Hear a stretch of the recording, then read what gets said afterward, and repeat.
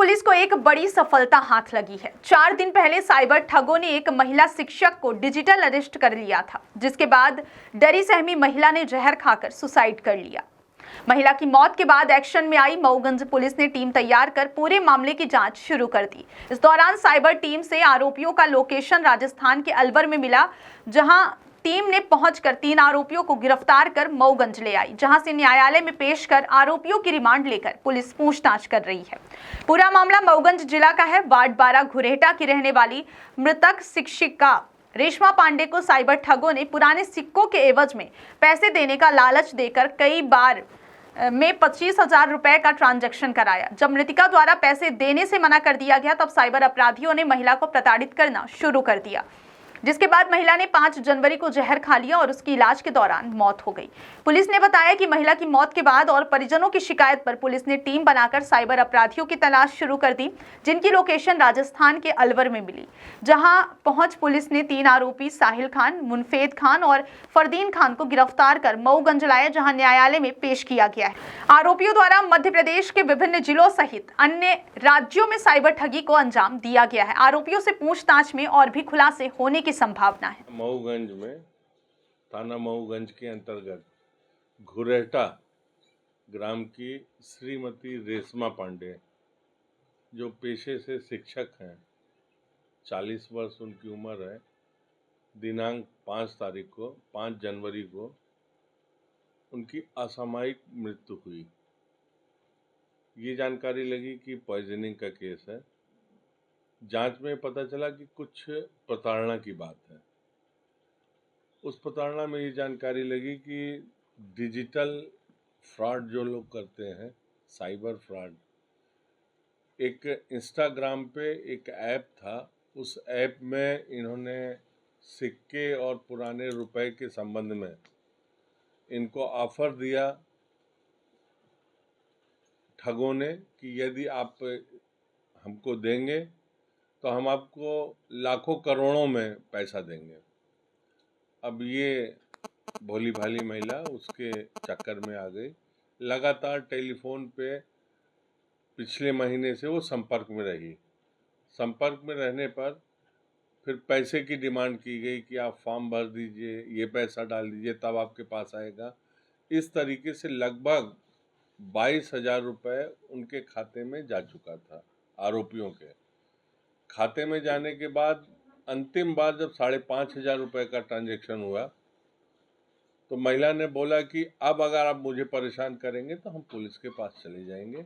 ऐसा हमारे पास जानकारी मिली है। फिर लगातार प्रताड़ना किया गया और cyber fraud plus digital arrest, एक तरीके से उसको कन्फाइन कर लिया गया कि उसके दिमाग को घेर लिया गया कि वो कहीं भी दूसरे को न बता पाई न कुछ कर पाई, और इतना अत्यधिक प्रताड़ित हो गई कि अंत में उसने जहर खा के अपना जीवन समाप्त कर लिया। मैंने पहले बताया कि वो पेशे से शिक्षक हैं, उनके पति भी पेशे से शिक्षक हैं, 2 बच्चे हैं, एक बिटिया है, एक बेटा है। उसके बाद ऐसी स्थिति निर्मित हुई। फिर जांच किया गया, जिसमें एसपी मऊगंज रसना मैडम, इनकी डीएसपी अंकिता और पूरी टीम लग के साइबर रीवा, साइबर मऊगंज की टीम लग के आरोपियों की पतासाजी की गई। उनका आईपी एड्रेस, उनकी लोकेशंस, उनके मोबाइल, क्योंकि इनमें ये कई तरीके के मोबाइल यूज़ करते हैं और जो ऐप यूज़ करते हैं लैपटॉप या इसके माध्यम से। जानकारी लगी कि अलवर में एक बार लोकेशन इनकी मिली। फिर अलवर पुलिस में जो पुलिस अधीक्षक थे संजीव नैन जी, उनसे संपर्क किया एसपी मऊगंज ने। उनकी साइबर टीम, हमारी साइबर टीम, रीवा की साइबर टीम, सब लोगों ने लग के आरोपियों की पतासाजी किया कि अलवर में, अलवर और हरियाणा के बॉर्डर पे आरोपी का होना पाया गया। यहाँ से पार्टी गई। सब इंस्पेक्टर अनंत विजय, जो वीरपुर चौकी प्रभारी है, उनके साथ टीम यहाँ से भेजी गई और ये लोग गए लगातार घेराबंदी किए, तब धीरे धीरे करके 3 मुलजिम, 2 मुलजिम वो हैं जो लगातार टेलीफोन करके इनको धमकाते थे। आपने देखा होगा कि 2 वीडियोस भी इनके पास आए थे, तो वीडियो भेजने वाले वो भी पकड़े गए। मानसिक रूप से महिला को पूरी तरीके से वो प्रताड़ित कर दिए थे। तो इस तरीके से 2 वो और एक उनका साथी जो उनके मोबाइल से लगातार धमकी देता रहा। तीनों आरोपियों को कल राजस्थान में गिरफ्तार किया गया। उनसे मोबाइल वगैरह की जब्ती की गई, जब्ती करके माननीय न्यायालय में प्रस्तुत किया गया। वहाँ से ट्रांजिट वारंट लेके अभी पुलिस हमारी मऊगंज पहुँची है। यहाँ माननीय न्यायालय के समक्ष उन्हें पेश किया जाकर पुलिस रिमांड लिया जाएगा और फिर अगली कार्रवाई की जाएगी। इसमें ये आपने देखा होगा कि इस तरीके के बहुत ज़्यादा फ्रॉड हो रहे हैं, जिसको आप फ्रॉड भी कह सकते हैं। और जब किसी व्यक्ति के दिमाग को इतना घेर लीजिए कि वो कुछ करने की स्थिति में नहीं हो, वही डिजिटल अरेस्ट होता है, उसी को माना जाता है डिजिटल अरेस्ट। मध्य प्रदेश में भी कई घटनाएं हुई हैं और देश में भी कई घटनाएं हुई हैं। हमारे ख्याल से पहली बार ये जो दुर्घटना हुई है हमारे मऊगंज जिले में हुई है कि उस महिला ने इनकी प्रताड़ना से आत्महत्या की है। इस प्रकार से जो मुलजिम मिले हैं कई जगह से, यूपी, बिहार, इवन हरियाणा, गुजरात से भी टेलीफोन हम लोगों के पास आए और मध्य प्रदेश के विभिन्न जिलों से भी सूचना आई कि इस प्रकार के उनके यहाँ भी केस दर्ज है। तो वो भी संपर्क कर रहे हैं और आरोपियों से पूछताछ जारी है। आगे की जो स्थिति होगी आपको प्रत्यक्ष बताएंगे। ये 3 नाम है। एक साहिल खान है जिसकी उम्र 22 साल है, एक मुनफेद खान है, ये 18 से 20 साल इनकी उम्र है, और एक फरदीन खान है जो मुनफेद का भाई है, वो लगभग 22 से 25 साल की उनकी उम्र होगी। ये तीनों आदमी वहाँ पे खेत में मिले ना, खेत से ऑपरेट कर रहे थे।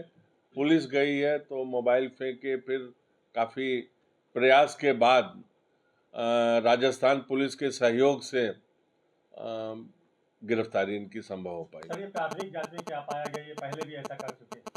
अब इनकी मोबाइल की जांच की जाएगी और कहां कहां इन्होंने संपर्क किया, जिस अकाउंट में पैसा गया उसका भी डिटेल लिया जा रहा है। वो व्यक्ति अभी गिरफ्तार नहीं हो पाए जिसके अकाउंट में पैसा गया है। पूरी डिटेल लेने के बाद ही कहने की स्थिति होगी। लेकिन जब ये इनकी मोडस ऑपरेंडी आपने देखा होगा कि लगभग राजस्थान और हरियाणा के बॉर्डर से इस तरीके के अपराध घटित हो रहे हैं, साइबर क्राइम, इसमें काफ़ी जगह इन्होंने किया है। ये इन्वेस्टिगेशन का विषय है, पूछताछ जारी है। अभी हम पुलिस रिमांड लिए हैं, अब उनसे पूछताछ करके देखेंगे कितने मामले और निकलेंगे, और निश्चित तौर पे मुझे पूरा भरोसा है कि मामले निकलेंगे इसमें।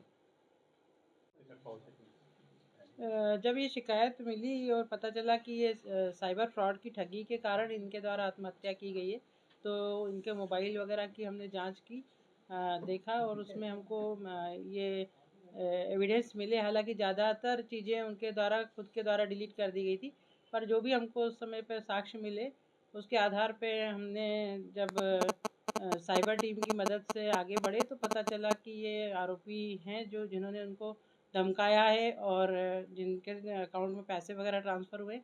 तो उनके जब नंबर हमने निकाले तो अलवर की इनकी लोकेशन थी, और वहाँ के पुलिस अधीक्षक संजीव नयन जी से संपर्क करके और उनकी साइबर टीम की मदद से, हमारी साइबर टीम की मदद से, और साइबर एसपी हमारे भोपाल के वैभव श्रीवास्तव से भी हमने इसमें सहायता ली है, और इन सभी की मदद से हमने अलवर अपनी टीम रवाना करके और वहाँ पर इन 3 आरोपियों को तत्काल ही अरेस्ट कर लिया था। मैडम, ये पढ़े लिखे लोग, इंजीनियर, डॉक्टर, ये सब इसमें साइबर फ्रॉड में फंस रहे हैं, तो क्या मैसेज होगा लोगों के लिए? मैसेज यही है कि इस तरह के कोई भी अननोन नंबर पे अगर कोई भी किसी भी तरह के कोई प्रलोभन देते हैं या क्लिक करने के लिए कोई लिंक देते हैं या कोई फ़ोन नंबर देते हैं, तो उस पर लिंक पे क्लिक ना करें, इस तरह के नंबरों पे बात ना करें और किसी भी तरह के प्रलोभन में नहीं आए। और अगर ऐसा कोई प्रलोभन आता है या कोई दबाव आता है बातचीत करने के लिए, तो उसमें तत्काल ही पुलिस से संपर्क करें। उसमें एक महिला की भी सहायता की बात उनके परिजनों के द्वारा कही गई और ये कहा गया कि किसी ऑनलाइन सेंटर पे जाके पैसे ट्रांसफर किए जाते थे। ऐसा कुछ भी बताया है उन्होंने, उस पर भी अभी हमारी विवेचना चल रही है। ये पारिवारिक विषय है उनका, किसी से उनका अच्छे संबंध थे, निश्चित तौर पे उनसे भी शेयर किया गया होगा, लेकिन अभी तक की जांच में उसका अपराध में कोई भी संलिप्तता नहीं है। ये एक सामान्य रूप से सहयोग किया गया। सहयोग, जैसे कोई भी आदमी एटीएम से पैसे नहीं निकाल पाता तो अपने किसी परिचित को लेके गया, तो उसको कियोस्क से, चूंकि इसने अकाउंट टू अकाउंट ट्रांसफ़र नहीं किया था, पैसा जमा किया था, ये सबसे अच्छी बात थी। अगर अकाउंट टू अकाउंट ट्रांसफ़र किया होता तो इनके अकाउंट में और पैसा था, वो पूरा निकल जाता।